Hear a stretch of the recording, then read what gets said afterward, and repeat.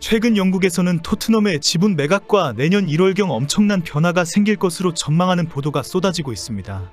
토트넘의 지분 매각이 현실화되면서 포스텍 감독의 경질과 손흥민의 재계약까지 전격적으로 이루어질 것이라는 전망도 나오고 있습니다. 빠른 시일 내에 지분 매각이 발표되고 이어 포스텍 감독의 경질이 이루어지고 바로 손흥민과의 새로운 계약이 발표될 것이라는 시나리오입니다. 그동안 레비 회장의 탐욕 때문에 지지부진했던 지분 매각은 갑자기 등장한 아만다 스테이블리가 모두 해결해주는 분위기입니다. 복잡하게 꼬여있는 많은 문제를 일거에 해결하기 위해 여성 사업가 아만다 스테이블리가 등장했습니다. 최근 크게 화제가 되고 있는 아만다 스테이블리의 토트넘 지분 인수가 조만간 현실로 나타날 가능성이 높습니다. 그 이유는 아만다가 클럽의 지분을 사고 파는 프로젝트를 적극적으로 추진하는 브로커에 가깝기 때문입니다. 엄청난 자산을 소유한 투자자이지만 아만다는 중동 자금을 끌어오는 재주가 특별합니다. 현재 토트넘의 지분 매각은 여러가지 이유로 서로 조건이 맞지 않아서 그동안 협상이 계속 결렬되어 왔습니다.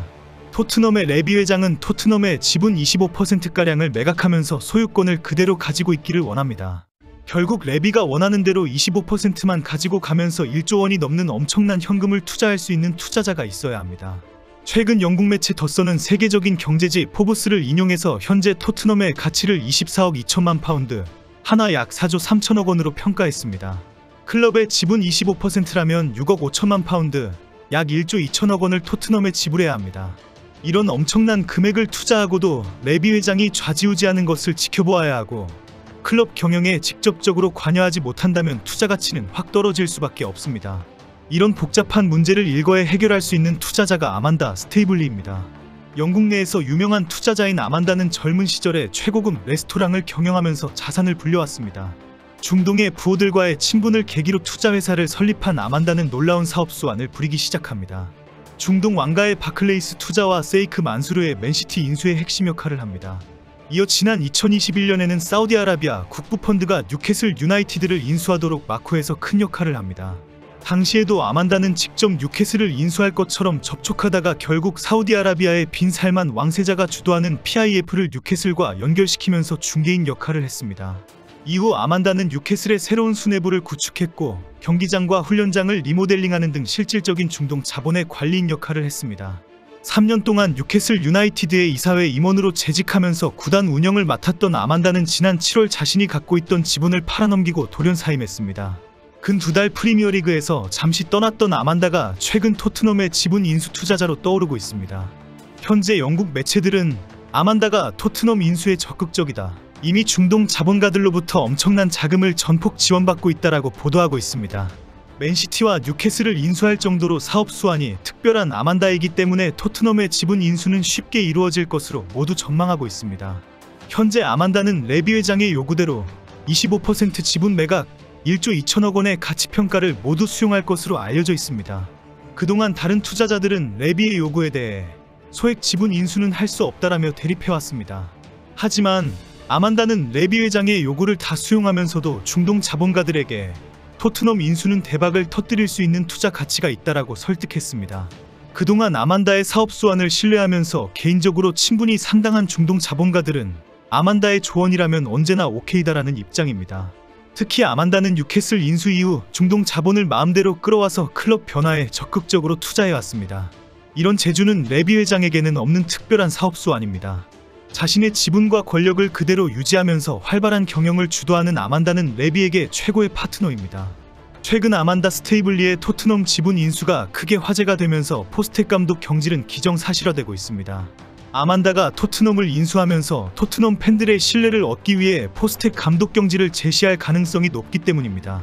최근 영국 언론에서는 아만다의 토트넘 지분 인수보다 포스텍 감독의 경질 가능성이 더 크게 보도되고 있습니다. 포스텍 감독은 유로파리그 우승과 리그 4위인의 진입 등에 문제가 생길 수 있다는 비관적인 전망이 나오면서 최근 경질설이 끊이지 않고 있습니다. 닥치고 공격 전술 때문에 지난 시즌처럼 갈수록 승률이 떨어지고 팀 분위기가 좌충우돌하고 있기 때문입니다. 손흥민의 세트피스 조언까지 노골적으로 반박하면서 토트넘 팬들의 신뢰도 잃고 있는 포스텍입니다. 손흥민과의 장기 재계약 문제도 포스텍이 제 역할을 못하면서 어린 선수들만 윙어로 대거 영입되고 있는 상황입니다. 이런 상황에 아만다가 토트넘 지분을 인수할 경우 포스텍 감독이 전격 교체될 것이라는 전망이 나오고 있습니다. 매체들은 아만다는 토트넘의 새로운 감독으로 뉴캐슬을 다시 강팀으로 만든 잉글랜드의 젊은 지도자 에디 하우 감독을 선호하는 것으로 알려져 있습니다.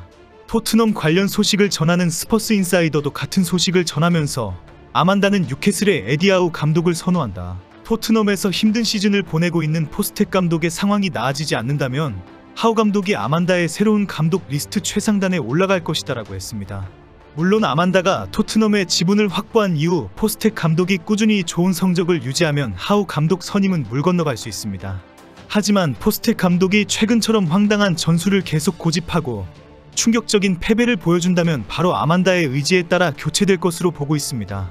아만다가 접촉하고 있는 중동 자본은 사우디아라비아의 공공투자 기금뿐 아니라 카타르의 셰이크 자심까지 있습니다. 그동안 토트넘 인수에 항상 이름이 올랐던 투자자들을 아만다는 마음먹은 대로 끌어올 수 있다는 평가가 많습니다. 사우디아라비아의 공공투자 기금은 최근 미국 미디어 재벌 리버티 미디어 간의 계약서가 공개되면서 토트넘 인수가 화제가 되었습니다. 이 계약은 리버티 미디어가 포뮬러 2의 지분 65%를 7억 1천만 파운드, 약 1조 2,500억 원에 인수했다는 내용입니다. 이로써 포뮬러 시리즈의 주요 스폰서이자 지분을 가지고 있는 PIF와 더 깊은 관계를 가지게 되었습니다. 리버티 미디어는 포뮬러 F1 비즈니스로 이미 토트넘과 깊은 비즈니스 관계를 맺고 있는 관계입니다. 최근 영국에서 갑자기 토트넘에 엄청난 지작 변동이 일어나게 되었다고 보도한 이유입니다. 사실 그동안 토트넘 인수에 오랫동안 협력을 한 유력 인물은 셰이크 자심입니다. 셰이크 자심은 현재 카타르 최대 은행 카타르 이슬라믹 은행 회장으로 현 카타르 국왕과 함께 성장하고 절친으로 유명합니다. 아버지 하마드 빈 자심은 카타르 국부펀드의 대표였으며 카타르 총리를 지낸 인물입니다. 지난 4월 카타르 은행가 셰이크 자심이 토트넘을 인수한다는 뉴스가 큰 화제가 되었습니다. 당시 레비 회장이 직접 지분 매각을 위해 투자자와 협상을 하고 있다고 밝혔기 때문입니다. 레비는 토트넘의 재정 실적을 발표하면서 토트넘이 장기적인 잠재력에 도달하기 위해 새로운 투자자가 필요하다고 말했습니다. 그동안 추진해왔던 구단 매각이 아니라 일부 지분 매각으로 추진한다고 공개했습니다. 결국 당시 토트넘 팬들은 셰이크 자심이 토트넘에 투자하게 되면 손흥민이 가장 먼저 그 혜택을 누리게 될 것이다. 아무리 많은 연봉을 주는 선수들이 새로 이적하더라도 손흥민이 더 많은 연봉을 받게 될 것이다 라는 반응까지 나왔습니다. 아만다의 지분 인수는 현실화될 가능성이 높습니다. 포스텍이 말도 안 되는 닥치는 공격 전술로 패배를 거듭하면 당연히 경질될 것입니다. 주장 손흥민이 토트넘 재건의 핵심이 될 것이라는 주장이 나오는 이유입니다. 한결같이 토트넘을 지키는 손흥민이 떠나면 토트넘은 와르르 무너질 것이라는 지적도 나오고 있습니다. 중동 자본이 투자를 해서 맨시티처럼 변화하거나 손흥민이 B클럽으로 이적하든가 빨리 결론이 났으면 좋겠습니다.